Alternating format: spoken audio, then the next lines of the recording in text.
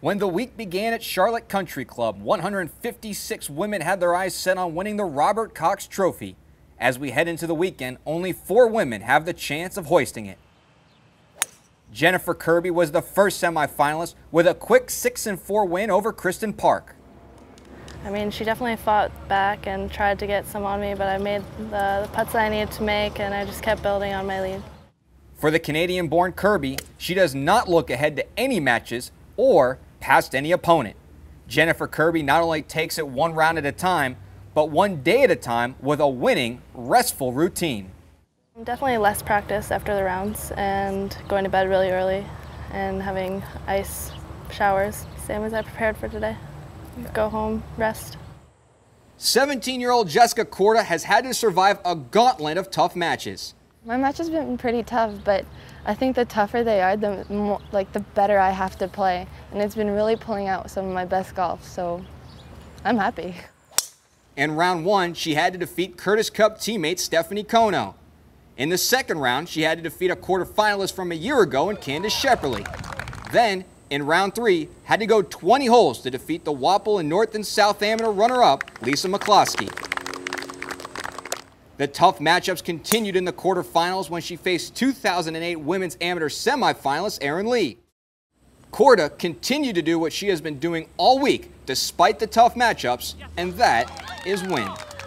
I came into here thinking that no match was going to be easy, because I kind of underestimated that last year, and that's only because I just haven't played match play in such a long time.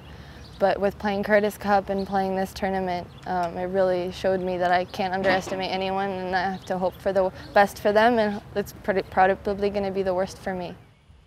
In the battle of the California natives, Danielle Kang faced off against Sydney Michaels. I mean, when she got it back, I knew I wasn't panicking. We have a few more holes to go, and it's match play, so I told myself to, calm down. It's okay. Kang won in 19 holes, one up, and has her sights set on winning her first USGA championship. It means a lot because, it's the U.S. Women's Am, and I'd like to win one of the USGA events. Now I can't play U.S. Junior, so that limits all the USGA events I could play. Stephanie Sherlock's game this week has been anything but elementary. The real mystery for Sherlock was what was going on with her swing back in the spring. I didn't have the greatest of spring seasons, as you guys probably know. We struggled a little bit, but I took a little time off and got back into golf when I came home. And I love playing on our amateur team, so we have a pretty busy schedule all summer, so I thought I'd do that. And it's worked out well. I've been working hard all summer, and now this is probably the biggest event of the year, so I'm excited. Sherlock solved her own mystery and defeated Junthima Gulianamida, giving herself the chance to write another chapter for herself at this week's U.S. Women's Amateur Championship.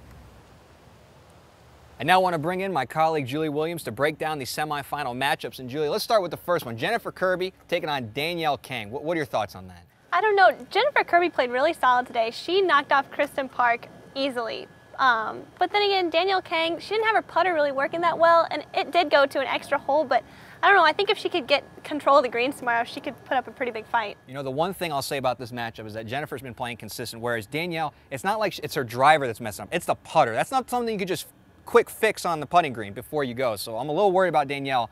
I had her in my final bracket. I know I can't change my pick, but for this show, I'm picking Kirby. I don't know, I have to go with Kang. I'm going to stay with Kang. All right, well, let's slide on down the board here, and let's talk about our next semifinal matchup. We got another Canadian, Kirby's Canadian, but we got another one, Stephanie Sherlock, recent University of Denver graduate, taking on Jessica Korda, who I don't think it matters who she's facing, she's going to win. I think that Jessica Korda made the mistake of underestimating her opponents last year, and I don't think she's doing that this year. Clearly, she's had a pretty rough run. She had Kono, Shepperly, McCloskey, and I think maybe Sherlock is the one that's getting underestimated because she knocked off Headwall, she knocked off Kelly Shawn. I don't know. So you got Sherlock? I think I'm going to have to go with Sherlock. I'll say this, Julie. Korda's just had such an amazing run that when you watch her play these players, it doesn't matter who she's playing, she's winning. And once you're in the zone, you're in the zone. I got Korda facing Kirby in the finals. You got Sherlock on Kang, a little crisscross there. Kind of interesting that neither of us picked an all-Canadian final. Well, how about this? USA, Canada, it's not the World Cup, it's not the Olympics for hockey. So, who you got, Canadian or American? American. Well, no, don't give me a pick. We'll wait. We'll redo it at the finals. Don't you worry. Okay. Well, so stay tuned for our Golfweek.com coverage. For Julie Williams, I'm Asher Wildman. Thanks, everybody, for tuning in to Golf Week at the U.S. Women's Amateur Championship.